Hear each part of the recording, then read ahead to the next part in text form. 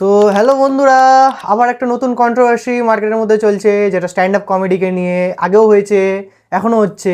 তো এবার পনিত মোড়ের যে শো ছিল, ওখানটাতে আমরা দেখলাম সেজল পাওয়ার আর হিমাংশু জাংরা এই দুজনকে নিয়ে একটা কন্ট্রোভার্সি স্টার্ট হলো, যে ওরা কিছু মানে না বলা কথা ওখানটাতে বলে। তো সেটাতে আসছি, বাট এই স্ট্যান্ড আপ কমেডিয়ানদেরকে আমি একটা জিনিস বলতে চাই, বা বলতে কি মানে ওদের কি নিজেদের সেন্স নেই? অলরেডি বিয়ার বাইসেপস আর সামের রায়নার নিয়ে এত বড় একটা কন্ট্রোভার্সি হলো, ওখানটাতে মানে কত কিছু হলো, ওদের পুরো শো ব্যান হয়ে গেল, যে ইন্ডিয়াস গট ল্যাটেন্ট পুরো শোটা বন্ধ হয়ে গেল ওখানটাতে। তারপরেও এরা শুধরাতে কেন চায় না যে কোন জিনিস বলতে আর কোন জিনিস বলতে আর আর ইন্ডিয়াস গট ল্যাটেন্টের শোয়ের মধ্যে আমি এক দুটো এপিসোড দেখেছিলাম। আমি জানি না সবাই এত ইজিলি কেন নিচ্ছিল জিনিসটাকে, হেসে উড়িয়ে দিচ্ছিল, বাট অনেক কিছু জিনিস আছে যেগুলো, যেমন কিছু কিছু জোকস যেগুলো উচিতই না বলা। ইভেন মেয়েদেরকে তাদের বডি শেপ বা এই সমস্ত ওয়ার্ড নিয়ে ওখানে এমনভাবে জিনিসটাকে নর্মালাইজ করে বলছিল না, জিনিসগুলো যেন ওই না মেয়েটার গায়ে লাগছে, না আর কারোর গায়ে লাগছে, না অডিয়েন্সদের গায়ে লাগছে। এটা যদি একটা নর্মাল জায়গাতে নর্মাল কথাবার্তা যদি হয়, মানুষের তো গায়ে লেগে যাবে। কিন্তু ওখানে কি মানে সো কল সিভিলিয়ান, মানে ওভার সিভিলিয়ান জাত যারা, তারা বসে আছে বলে কি মানে তাদের কি গায়েও লাগে না, এই টাইপের জিনিস চলছিল। ঠিক আছে, ওখানে চললো, ওরা বন্ধ হলো, যেটা হওয়া উচিত ছিল। দেন তারপরে এটা আরেকটা নতুন ঘটনা ঘটে থেকে গেল এখানটাতে। তো সবার আগে কমেডিয়ানটার সম্পর্কে বলা যাক, মানে পনিত মোড়ে। দেখো, ওর লাইফস্টাইল, ওই কীভাবে এসছে না এসে, স্ট্রাগল, এগুলো নিয়ে বলতে হবো না। শোয়ের কথা, শোয়ের মধ্যে ঘটনাটা এরকম হলো যে আমাদের হিমাংশু জাংরা যিনি এসেছিলেন, তিনি কিছু কথা বলেন, মানে 370 টাকাতে বিরিয়ানিতে ডেটে নিয়ে গেছে, বিরিয়ানি খাওয়িয়েছে, তো কনসেন্ট পাবে না বা আর কিছু। তো যাই হোক, ওনার কথাকে যাচাই পরে করছি। আর সেম জিনিস হয় সেজল পাওয়ার, উনি কিছু কথা বলেন যে হিউম্যান বডি পার্টস নিয়ে, বা যারা তোমার বডি ডোনেট করেছে, নোবেল কজের জন্য ডোনেট করেছে অবভিয়াসলি, যাতে স্টাডি করতে পারে, তো তাকে নিয়ে কিছু মানে ওদের বডি পার্টস নিয়ে কিছু উল্টো পুল্টো কথা বলে, যেটা বলা ঠিক না, ওটাও যাচাই পরে হবে। কিন্তু তার আগে স্ট্যান্ড আপ কমেডিয়ান যিনি, যে পনিত মোড়ে, উনাকে বলতে চাই উনি এই জিনিসটাকে এত ইজিলি কেন নিচ্ছেন, বা এখনকার সময় এই যে তুমি এখানটাতে তোমরা দেখো যে কমেডিয়ানসরা কত ইজিলি এই জিনিসগুলোকে প্রমোট করছে ইউটিউব থামলে। আর ইউটিউবকে তো আমি স্পেশালি বলতে চাই, আরে ভাই এআই সেন্সার, এই যে সেন্সার, এটা সেন্সার থাম্বনেলের মধ্যে আছে এগুলো জিনিস। তো যাই হোক, ইউটিউব তো কিছু করবে না। তো এই জিনিসগুলো কখনো খুলবে বা এই ভিডিওগুলো যখন দেখবে, ওরা না খুব নর্মালাইজভাবে এইসব অফসেন্স যে জিনিসগুলো যে আছে, অশ্লীল জিনিসগুলোকে এমন ভালোভাবে প্রমোট করে না, অডিয়েন্সরাও হাসছে।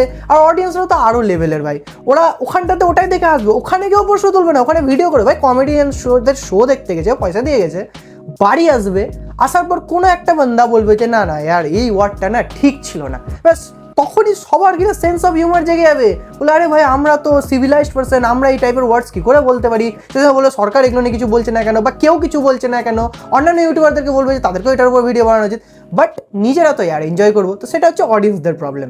যাই হোক, দেন কমেডিয়ান, দেখো ভালো কমেডিয়ান, তোমরা ভালো বলতে কি সবাই ভালো, কিন্তু অনুভব সিং বস্সি দেখে নাও ওকে, বা আকাশ গুপ্তা, এরা যে তোমার কমেডি করে, এদের কমেডির মধ্যে খুব ডে টু ডে লাইফের সাথে, লাইক ধরো অনুভব সিং বস্সি যে ইউপিএসসির উপর যে কমেডিটা করেছিল, খুব সিম্পলভাবে কমেডি শোটাকে রেখেছিল, যার মধ্যে এই টাইপের অফসেন্স ওয়ার্ড নেই। বা যদি কোথাও থাকেও, বা কোনো কমেডিয়ানে যদি দেখেও, তো ওটাকে না একটু ভালো করে প্রেজেন্টেবলভাবে জিনিসটাকে নিয়ে আসে, ডাইরেক্ট এইভাবে করে আনে না যেভাবে এখনকার স্ট্যান্ড আপ কমেডিয়ানরা আনছে।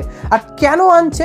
কারণ কি স্ট্যান্ড আপ কমেডিয়ানরা জানে যে টপিক্স কম, এবার ডাইরেক্ট যদি কমেডিতে আনতে যায়, যেটা আনা এমন কিছু কঠিন ব্যাপার না। আগেকার মুভিজও আমরা দেখেছি, হাঙ্গামা মুভিজ, হেরাফেরি মুভিজ, এগুলো দেখেছি, যেগুলো খুব ছোটো ছোটো ব্যাপারে কমেডিগুলো ছিল। কিন্তু ওটার জন্য তো ভাবতে হয় না, ওটার জন্য তো লিখতে হয় না, স্ক্রিপ্ট লিখতে হয়, মুখস্থ করতে হয়। বাট কমেডিয়ানরা তখন ইজিলি জানে যে একদম অফসেন্স কোনো একটা ওয়ার্ড তুলে না, অশ্লীল টাইপের জিনিস, মেনলি বডি পার্টস বা ডেটিং স্টোরি, যেগুলো খুব ক্রুশিয়াল পার্টস, যেগুলো নিয়ে কেউ কথা বলে না, যে জিনিসগুলোকে নিয়ে, সেগুলো তুলে দাও, সেগুলো সমাজের মাঝখানে এমনভাবে পোর্ট্রে করো যে যাতে জিনিসটাকে কমেডিও লাগে, আর যাতে অফেন্ডও না হয় মানুষ। যারা অফেন্ড হবে আরও ভালো, যত ক্রিটিসাইজ করবে তত বেশি ওরা ট্রেন্ডিং পেজে থাকবে, তত বেশি প্রফিট নেয়। আর কমেডিয়ানরা না কিছু বুঝো, মানে নিজেদের সেন্সের মধ্যে থেকে কমেডিটা করো, তোমরা কমেডিয়ান বলে তোমরা গড না। এবার হিরোইন সম্পর্কে একটু বলা যাক, যার নাম সেজল পাওয়ার। ইনি শোতে আসেন এবং নিজের পেশা সম্পর্কেই সমালোচনা করে যান। উনি এখানে বলেন যে ডেড বডিগুলো তাদেরকে স্টাডি পারপাসের জন্য দেওয়া হয়, সেটা নিয়ে তারা যে অশ্লীল চিন্তাভাবনা করে, সেই চিন্তাভাবনাগুলি তারা শোতে এসে লাউডলি বলছে। আর সেটা নাকি তাদের হাসির কারণ হয়ে দাঁড়াচ্ছে। এরা যদি ডক্টর হয় তাহলে তারা পেশেন্টদেরকে কিভাবে ট্রিট করবে বুঝতে পারছো তো? আর যখনই ব্যাকক্লাস খেলো তখনই মাফিনামা ভিডিও। যেহেতু তিনি একজন মহিলা তো মাফিনামা তো পাবেনই। মহিলা না, তারপর আসে আমাদের হিরো সাহেব, যার নাম হিমাংশু জাংরে। তিনি নাকি একটা ফ্যান্টাসি ওয়ার্ল্ডে থাকেন। এক প্লেট বিরিয়ানি মানেই কনসেন্ট পেয়ে যাওয়া। ওনার লজিক, উনি যদি কোনো মেয়ের সাথে ডেটে যান, 370 টাকা খরচ করেন, তাহলে তিনি মনে করেন সেই মেয়েটার সাথে ফিজিক্যাল হওয়া তার অধিকার। এদের বাড়িতে কি মা বোন কেউ নেই? এদের ফ্যামিলি মেম্বারদের সম্পর্কে যদি এরকম বলা হয় তাহলে তাদের কেমন লাগবে? আর আমি এটা বুঝতে পারছি না একটা মানুষের মাইন্ডসেট এতটা বাজে কি করে হতে পারে। তো যাই হোক, ড্যামেজ কন্ট্রোল মানে আমাদের জাংড়া ভাইকে জব থেকে ফায়ার করে দেওয়া হলো। আর আমাদের সেজেল দিদি একটা অ্যাপোলজি ভিডিও দিল আর রাতারাতি তার 200K ফলোয়ার্স হয়ে গেল। 406 পেয়ে মেডিকেল পেয়ে গেলেন, কন্ট্রোভার্সিতে এসে সেলিব্রিটি হয়ে গেলেন। একটা অ্যাপোলজি ভিডিও দিয়ে নিজের MBBS ক্যারিয়ারও বাঁচিয়ে নিলেন। কি সুন্দর না? MBBS এর কাছে কোনো কিছু কিভাবে এক্সপেক্ট করব যেখানে নিটের কোয়েশ্চেন লিক হয়ে যায়। আরে ভাই ভাই ভাই, এটা টপিকের বাইরে যাচ্ছে ভাই, সরকার মারবে ভাই দেখলে। আসলে মেন প্রবলেমটা হচ্ছে আমাদের যে এই জেনজি বা আমাদের যে জেনারেশন, তারা না নিজেদের লিমিটটা ভুলে গেছে। কোনো কিছু কতটা বলতে হয় বা কতটা বলতে হয় না, এল্ডারদেরকে রেসপেক্ট করা, ফ্যামিলির রেসপন্সিবিলিটি নেওয়া, ইভেন মেয়েদের কনসেন্টকে একটা যে রেসপেক্ট দেওয়া, ওদের নাকে না শোনা, এই জিনিসগুলো না আমরা মানে খুব ইজিলি নিয়ে নিচ্ছি যে নিব না রেসপন্সিবিলিটি, সম্মান দেব না। লাইক এরকমই হয়ে গেছে যে আমি আর্ন করছি, আমি কিং, আমি কোনো একটা ডক্টর বা কোনো একটা উঁচু পোস্ট পেয়ে গেছি, তার মানে আমি যা চাইবো তাই করব, নিজেকে পাওয়ারফুল মনে করব। আর এটা খারাপ কিছু না ব্রো। আমাদের এখানটাতে যে মুভি, কোনো সিরিজ এমনভাবে জিনিসগুলোকে পোর্ট্রে করে না, পাওয়ার, ইনফ্লুয়েন্স, মানি, এগুলোকে, তো ওই জন্য আমাদেরও মেন্টালিটি না ওরকমই চলে। আমরা নিজেদেরকে বাইন্ডিংসের মধ্যে রাখতেই চাই না। আরে ভাই, আর্টিকেল 19 ক্লজে বলছে, দিচ্ছে যা খুশি বলো, আমরাও যা খুশি বলে যাচ্ছি আর কি। কিছু তো মান ধরাই আছে নাকি আমাদের মধ্যে?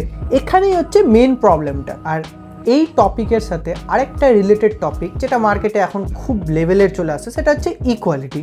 এই প্রবলেমটা শুরু হয়েছে, যেটা আমরা দেখলাম ওখানটাতে, যে আমাদের সেজল পাওয়ার, যাকে প্রপার পানিশমেন্ট দেওয়া হলো না বা হচ্ছে না এখন অবধি, আর অন্যদিকে আমাদের হিমাংশু জাংরা, যার জব চলে গেছে বা যা হয়েছে, দুজনেই ভুল করেছে আর দুজনেই মানে পানিশমেন্ট পাওয়ারই যোগ্য ভুল করেছে। বাট এখন ইন্টারনেটে এই জিনিসটা চলতে শুরু করে দিল যে কেন সেজল পাওয়ার প্রপার পানিশমেন্ট পাচ্ছেন না, উনি মেয়ে বলে পাচ্ছেন না, উনি এসটি বলে পাচ্ছেন না, ব্লা ব্লা ব্লা, এই টাইপের জিনিস এখন এখানটাতে ছড়িয়ে গেছে।